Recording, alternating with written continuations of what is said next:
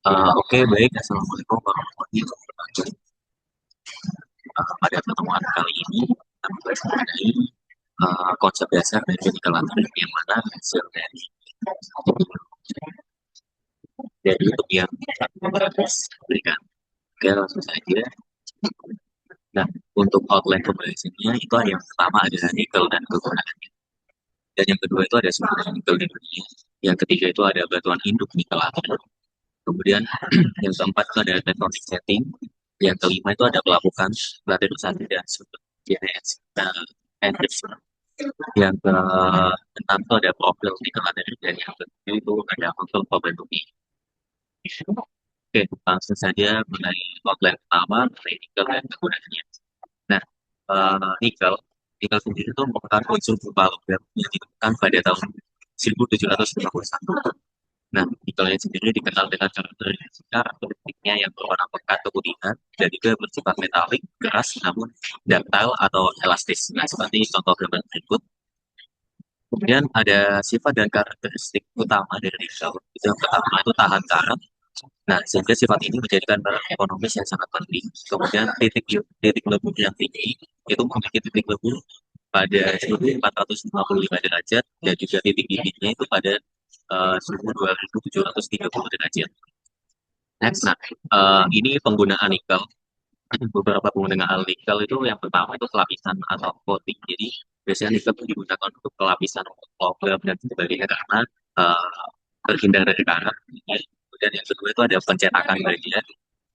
Yang ketiga itu ada stainless steel atau baja tahan karat. Nah, ini umumnya atau sering banget nikel digunakan itu uh, kegunaannya untuk stainless steel. Kemudian ada baterai juga sebagai salah satu penggunaan. Next, nah, lanjut ke sumber daya nikel di dunia. Nah, mengenai sumber daya nikel di dunia, perlu diketahui Indonesia adalah produsen nikel terbesar di dunia. Nah, itu juga menurut data tahun 2019. Nah, namun meskipun cadangan nikelnya masuk bersaing dengan Australia, dapat dilihat pada bagian berikut ini merupakan uh, kandungan atau beberapa negara yang menghasilkan atau depan itu negara-negara yang berpotensi memberikan cadangan nikel terbanyak. Nah, salah satunya itu Indonesia dengan 22%. Nah, mengapa demikian? Nah, simpelnya Indonesia itu terdiri atau dulunya pembentukannya itu uh, dilewati dengan lembaga-lembaga aktif yang kemudian hal tersebut menjadikan zona yang ada di Indonesia itu zona off-orbit. Lebih tepatnya nanti akan dibahas ke next off-orbit. Namun untuk secara besar, negara penghasil nikel terbesar di dunia itu antara Indonesia dan juga Australia. Nah, mengenai sumber daya nikel di dunia, nah nikel itu dibedakan menjadi dua. Pertama ada nikel sulfida dan juga nikel laterit. Nah, nikel sulfida itu merupakan endapan primer yang terbentuk melalui proses hidrotermal dan itu biasanya berasosiasi dengan tembaga sulfida. Berbeda halnya dengan nikel laterit. Nikel laterit itu endapan yang berasal dari konsentrasi residual akibat pelapukan batuan ultrabasa.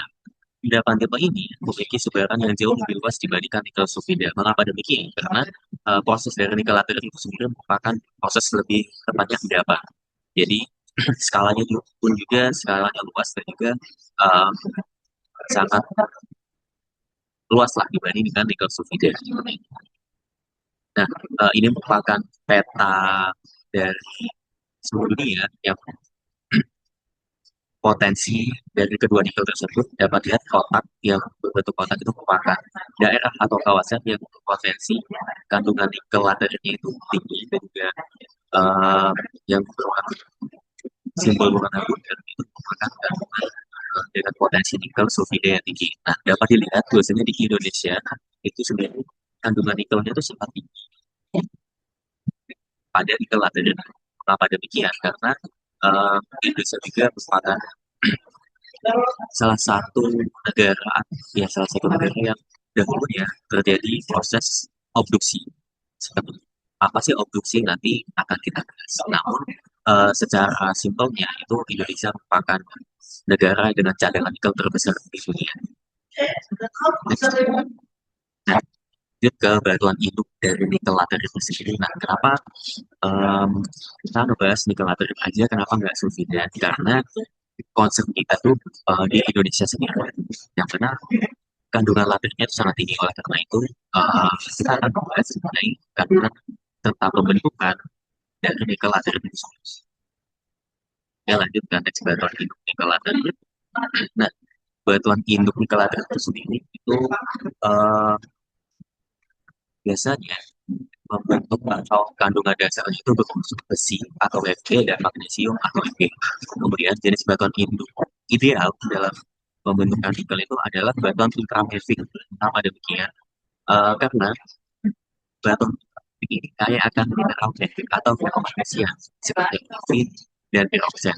Namun batuan ultra basa dengan kandungan Fe-nya atau nikel tinggi itu adalah sulit dan diikuti oleh piroksenit dan juga peridotit. Kemudian kandungan nikel dalam mineral, nah itu nikel hadir pada mineral khususnya olivin. Nah, olivin ini sendiri dapat mengandung nikel hingga 0,4%. Seperti itu. Next, nah di sini ada batuan induk nikel laterit. Nah, di sini um, lebih tepatnya itu portion of UGS classification of automatic ops yang mana ini merupakan klasifikasi dari batuan laterit. Dapat dilihat maksud dari bagian ini sendiri itu apabila kandungan olivinnya itu tinggi, itu ya, selanjutnya apabila kandungan olivinnya itu tinggi, itu mencapai lebih dari 90%, itu bisa disebut batuan tersebut bernama dunit. Namun apabila kita lihat nih dari klasifikasi kandungannya, nah, di sini kan ada CPX dan juga OPX. OPX itu ortopiroksin dan juga CPX itu lebih ke piroksin aja. Nah, atau klinopiroksin. Semakin tinggi kandungan atau misalkan campuran olivin, olivinnya itu di atas 40%. Namun itu mengandung uh, klinopiroksin lebih dominan daripada klinopiroksin. Maka bisa disebut itu batuan where, where life gitu lah.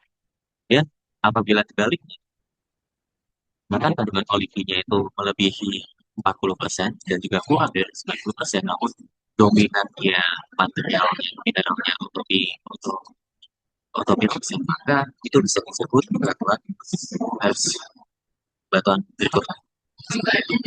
Kemudian, namun apabila in case kandungan olivinnya itu sangat sedikit dan juga material atau piroksinnya tinggi, itu bisa tergolong batuan piroksin. Ya. Begitupun juga sebaliknya kepada linopiroksin seperti itu. Simpelnya seperti itu. Jadi klasifikasi beberapa itu. Dan next, nah di sini merupakan standar klasifikasi dari batuan kandungan nikel pada beberapa sampel olivin, piroksin, dan juga amen. Nah, dapat dilihat dosisnya. Misalkan dalam kandungan olivin, di sini kandungan nikelnya itu lebih gede atau lebih besar daripada batuan dengan mineral piroksin, hipnotis dan ultramobik. Nah, kalau konsep dari batuan kandungan nikelnya seperti itu. Next, lanjut mengenai tektonik setting yang menyebabkan batuan ini kabur.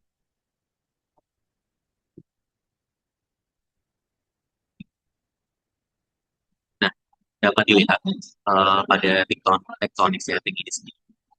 Pembentukan nikel itu umumnya pada daerah astenosfer atau di bawah lantai samudera dan juga di atas garak terluar yaitu astenosfer. Nah, pembentukan nikel itu sering terjadi di sini. Namun uh, bagaimana sih sama Kak Mary, dari Kak Mary. Pembentukannya kan dalam seperti ini ya, di dalam atau di gerak sorry, di mantel terluar bumi. Namun bagaimana sih si nikel itu sebenarnya bisa tersingkap di atas permukaan? Itu ada namanya istilah obduksi. Nah, obduksi itu apa sih? Obduksi itu merupakan ketika fragmen samudera yang padat dipaksa untuk bergerak naik dan secara berkembang yang lebih ringan. Jadi pada gambar di sini ini maka bergerak samudera ditabrakan dengan samudera juga.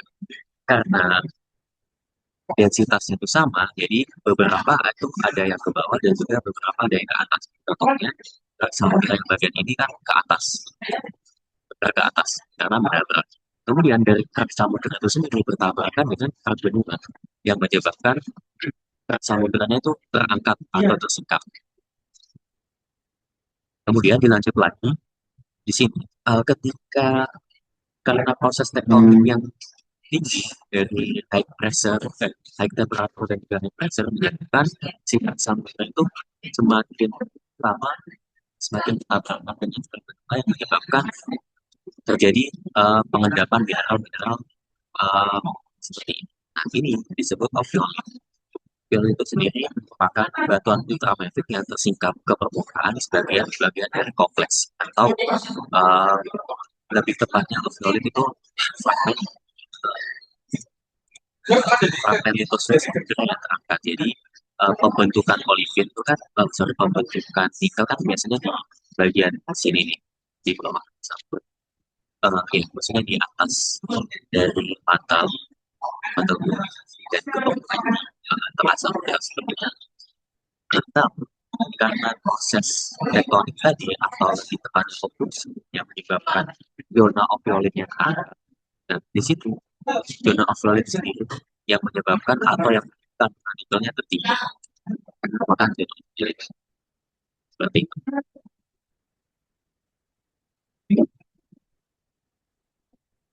Simpelnya untuk pembentukan mengapa sih nikel itu dapat tersingkap itu terjadi karena proses obduksi tadi. Oke, next. Nah, mengenai pelabuhan adensasi dan juga super super GDM. Nah, situ maksudnya pertama mengenai pelapukan. Nah, proses pelapukan sendiri itu ada beberapa. Nah, itu ada yang pertama proses objek atau biasa dikenal dengan proses exofreezing. Yaitu ada pertama melting, pertama pisang, itu adalah aluminium dan juga melting. Nah, maksud dari itu, oke, yang pertama mengenai melting. Melting itu terjadi karena suhu yang terlalu tinggi yang ada di permukaan dan juga terjadi juga karena tekanan yang tinggi menyebabkan mantel yang ada di bawah jadi meleleh.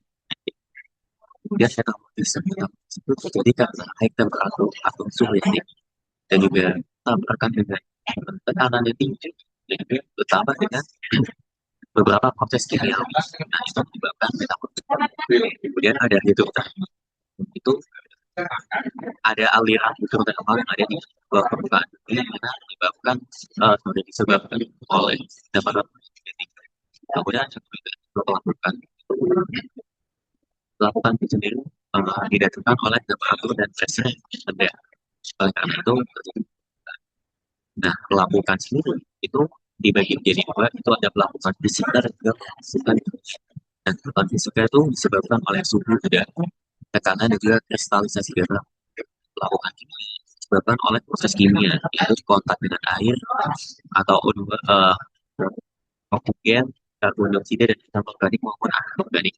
Nah, dapat dilihat di sini gambar yang A itu merupakan pelapukan contoh pelapukan fisika dan yang B itu pelapukan kimia. Nah, tampak terlihat beda jelas dari proses pelapukannya. Kenapa? Karena pelapukan fisika itu lebih ke fisiknya. Nah, karena ada pengaruh suhu, udara dan juga tekanan menyebabkan yang awalnya prosesnya itu sering awalnya bentuk singkapannya itu nggak seperti ini karena ada pelapukan fisika menyebabkan ada retakan, kemudian ada suhu udara menyebabkan perubahan warna sinyal karena ada pelapukan suhu dan sebagainya itu menyebabkan pelapukan fisika itu bentuknya yang berubah. Namun beda dengan proses kimia. Proses kimia itu terjadi bentuknya tidak berubah, namun lebih ke kandungan mineralnya yang berubah pada pelapukan kimia. Nah, itu bisa aja kontak dengan air, bisa juga mineralnya itu berbeda dengan mineral asli. Nah, ya, mengenai ladarisasi dan supergenerisme itu bentuknya apa sih? Nah, itu proses ladarisasi adalah proses pencucian atau isi pada mineral mudah larut dan silika dalam waktu tertentu pada lingkungan sifat hangat dan lambat. Hangat dan lambat. Kemudian, berdasarkan proses tadi, itu membentuk konsentrasi endapan hasil pengkayaan atau submergent engagement, yaitu proses lateralisasi sub Fe, Cl, atau dan Fe. Yang dimaksud submergence engagement itu yang mana sih? Nah, biasanya itu terjadi pada proses mengapa demikian. Nextnya akan kita bahas secara insiden. Kenapa sih adanya submergence engagement dan juga kenapa dominannya di submarine. Nah, di sini pada awalnya di sini air asam dari hujan memulai proses melakukan kimia. Nah, berkontak dengan batuan ultraviolet yang awalnya di sini dapat terlihat mineral-mineral seperti nikel, potasium, dan juga silika. Jadi kan silika, ini silika, dan juga kontak dengan mineral nikel dan juga Mg. Nah, pada batuan ultraviolet yang tersingkat di permukaan mengalami pelapukan dengan karena air asam. Nah, air asam kan pH-nya tinggi, Bu. pH asam itu sekitar 2 hingga 4 pH yang menyebabkan hidrolisis atau mineralnya rusak dan unsur-unsur potasiumnya terlepaskan. Jadi yang awalnya uh, unsurnya itu menggabung seperti ini, karena proses hidrolisis yang menyebabkan penyusunnya terlepaskan, menyebabkan mineral-mineral seperti Ni, kemudian Mg itu terlepas, jadi membentuk mineral-mineral tersendiri. Itu proses hidrolisis yang pertama. Kemudian dari proses hidrolisis tersebut menghasilkan endapan residual, yang mana unsur yang memiliki mobilitas rendah seperti Fe itu akan langsung teroksidasi membentuk besi oksida. Nah, endapan besi oksida itu disebut tanah residual. Jadi, nah, karena ini bercampur dengan air, kan ada air, ya kan ada air hujan dan sebagainya itu terjadi. Kemudian ketika mineral Fe bercampur dengan O2 atau oksigen itu akan membentuk senyawa baru yaitu Fe2O3 atau biasa disebut hematit. Nah, si hematit ini sendiri itu tidak lebih tepatnya tidak mobilitas yang rendah itu akan langsung oksidasi menjadi besi oksida. Jadi lebih tepatnya itu si hematit itu mengendap dan juga menghasilkan endapan sebuah. Jadi tidak terlarutkan seperti itu. Jadi mineral seperti Mg, Si dan juga sebagainya itu terlarutkan ke bawah.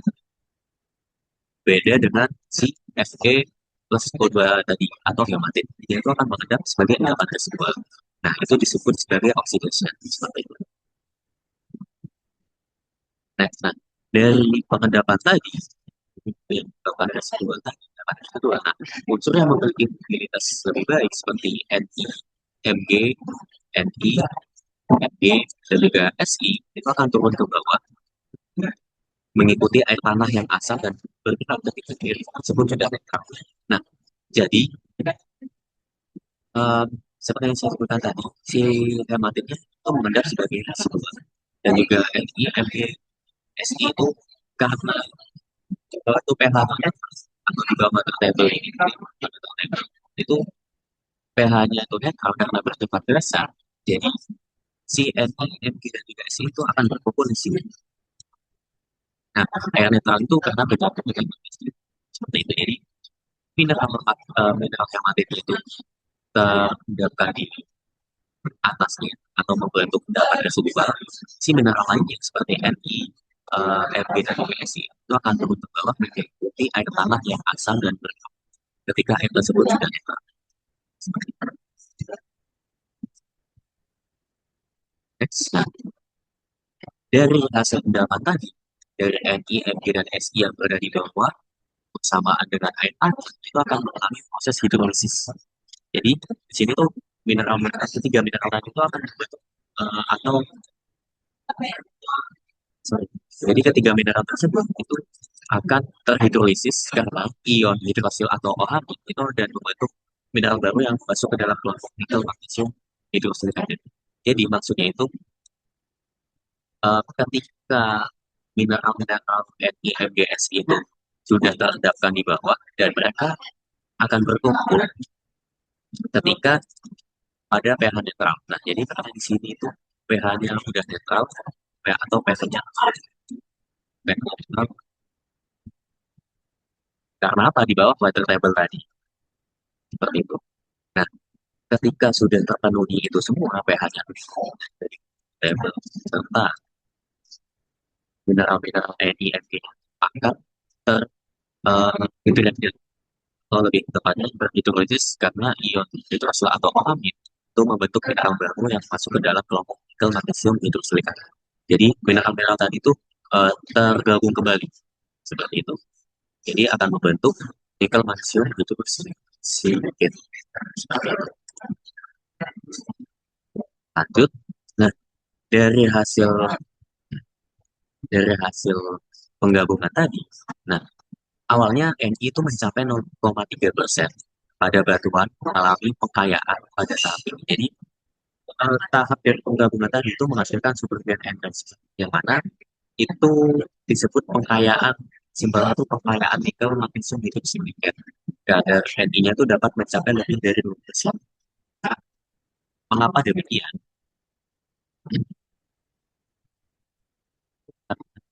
Pada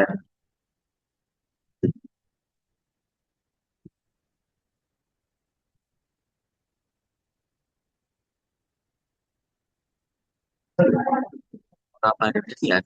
Nah, supergen enhancement ini bisa disebut juga dengan zona saponin karena pergerakan nikel ion Ni itu terbawa oleh air tanah sehingga mencapai zona pH yang tanya netral. Nah, dengan suasana reduksi di air tanah atau water table. Kemudian eh, pada kondisi pH yang lebih tinggi, nikel berdisipasi dengan ion Ni2 dan reaksi dengan sisa Mg2 plus dari silika yang melarut membentuk mineral silikat sekunder baru yang kaya akan hidrogen itu kelompok nikel magnesium hidroksida silika. Nah, hasil dari supergen enhancement itu disebut dengan zona subclave yang mengalami pengayaan supergen lah lebih tepatnya. Nah, di zona subclave ini itu kaya kandungan nikel itu lebih capai dari 2% atau lebih tinggi itu maksimal sesuai dengan penelitian terbaru 2,6%. Biasanya pengendapan nikel paling banyak itu di zona subclave ini.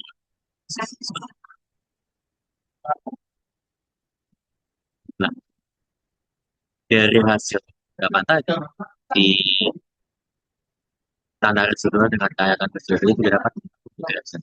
Nah, yang mana dari itu tadi karena terjadi penambahan faktor air hujan, ada dan sebagainya.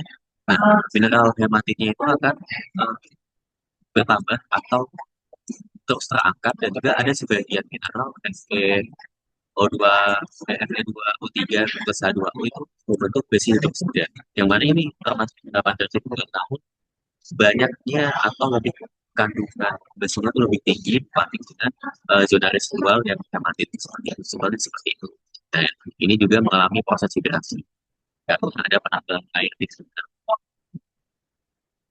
yang menyebabkan uh, si mineral-mineral Fe atau limonit saat di tempat itu mengendap menjadi besi atau biasa disebut di bagian sini itu zona limonit. Gitu. Nah, berdasarkan tadi dari unsur Mg, unsur Mg dan Mg yang tidak sempat membentuk NiMg atau ini lengket akan terlarut di dalam air dan akan aliran tanah ke tempat yang lebih jauh atau biasa disebut solusi. Solusi itu apa sih? Itu sebenarnya begini. Misalkan terdapat dari hasil sampel tadi atau zona uh, mengikatnya si mineral-mineral tadi karena ada proses pergerakan air tanah. Nah, si mineral Mg atau unsur Mg dan Si yang tidak sempat membentuk atau yang tidak sempat mengikat, nah dia tuh akan leach out atau mengikuti arah aliran air tanahnya nanti atau lebih tepatnya seperti terlarut dengan air karena proses tadi itu tidak mengikat, tidak saling mengikat langsung dengan itu. Nah, disebut dengan solusi.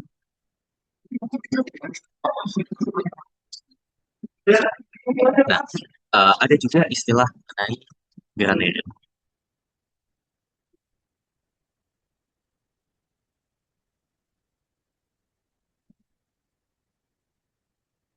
Oke, granule itu apa sih? Nah, granule adalah bukan nama mineral, tetapi hanya istilah yang digunakan oleh geologis untuk menyebut golongan mineral hidrosilikat. Nah, saat ini istilah granule juga digunakan untuk varietas nikelus dari spesies mineral seperti nit, tap, dan keloid. Nah, ketika jumlah nikel kurang dari magnesium atau istilah-istilah seperti nikel seperti dan tetap digunakan, dan juga ketika jumlah nikel melebihi magnesium, itu mineral dapat memberikan nama khas berkas sendiri. Jadi sebenarnya begini, pada pada grafik ini, ketika kandungan silika dan juga uh, Ni-nya itu tinggi, otomatis kandungan magnesiumnya akan rendah. Nah, itu akan membentuk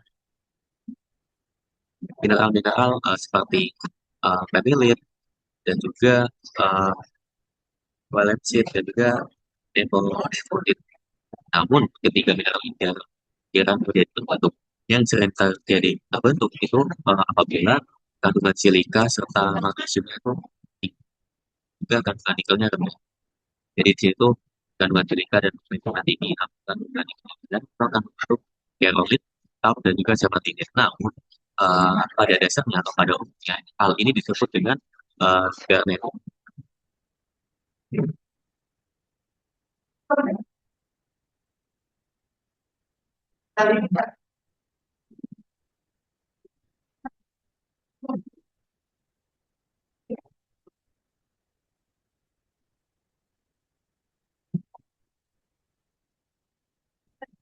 Oke, next.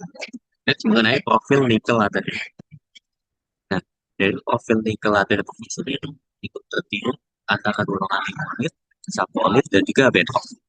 Nah, berdasarkan hasil pembentukan tadi, nanti ini dapat dikategorikan itu bagian dari kejadian hidrosida dan juga hasil proses dari kedua tadi itu bisa disebut dengan limonit. Iya, di kandungan super gene enhancement itu super gene enhancement itu biasa disebut dengan sapolit. Ya, bagian bawah ini biasa disebut dengan bedrock. Tapi dengan demikian dapat kita ketahui kan, dapat ada gambaran bahwasanya uh, pembentukan limon itu bagaimana, pembentukan sampel itu bagaimana, dan juga pembentukan metode bagaimana berdasarkan hasil pembentukan bahan nikel tadi. Lanjut ke sini.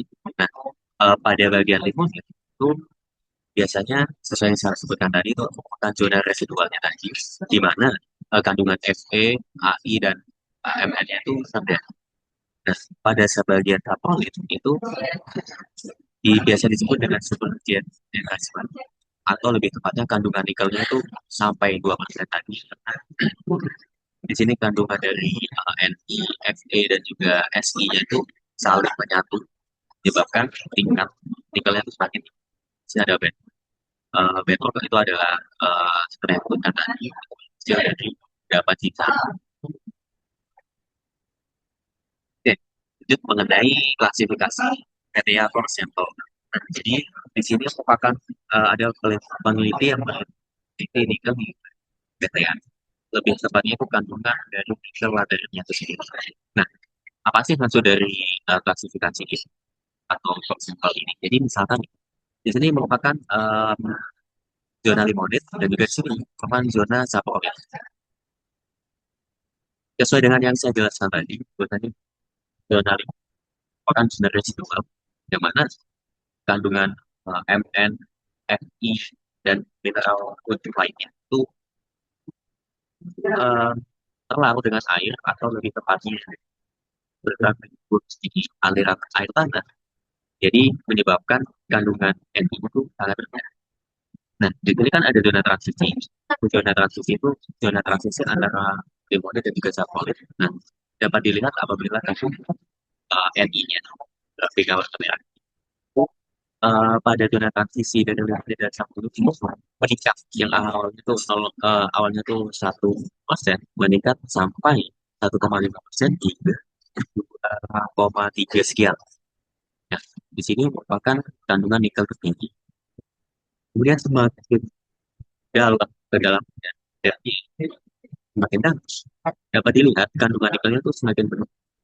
Kenapa tadi? Karena proses pergerakan dari air tanah yang menyebabkan mineral-mineral dari nikelnya itu eh, yang tidak gabung itu larut seperti itu.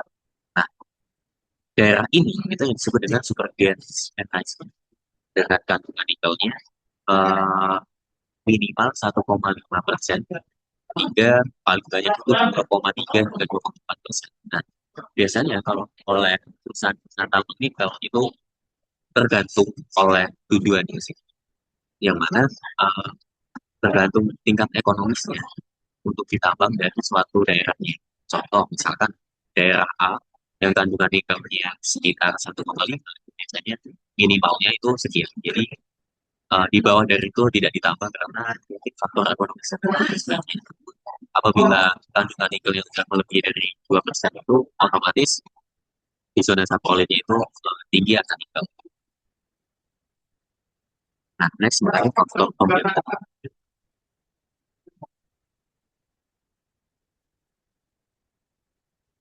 Oke, dan terkait faktor terbentuk itu menurut Ahmad pada tahun 2026 itu faktor yang mempengaruhi terbentuknya nikel air itu ada 7. Pertama ada batuan asal, kondisi asam atau BSAPK, kemudian potensi reduksi oksidasi pada lingkungan, terutama pada batuan, iklim, topografi atau vegetasi dan juga waktu. Nah, batuan asal ini sendiri sesuai yang saya sebutkan tadi itu eh, pada batuan asal, batuan yang paling tertinggal itu adalah batuan ultramagnetik karena mengandung nikel yang paling tinggi dan juga mengandung banyak mineral yang tidak stabil dan memiliki kandungan cukur yang mudah larut sehingga memungkinkan terjadi proses lateralisasi ya pada kondisi asam itu perbedaan pH itu tadi menyebabkan proses terendapkan nikelnya itu berbeda ya ada potensi oksidasi dan juga reduksi pada lingkungan yang menyebabkan juga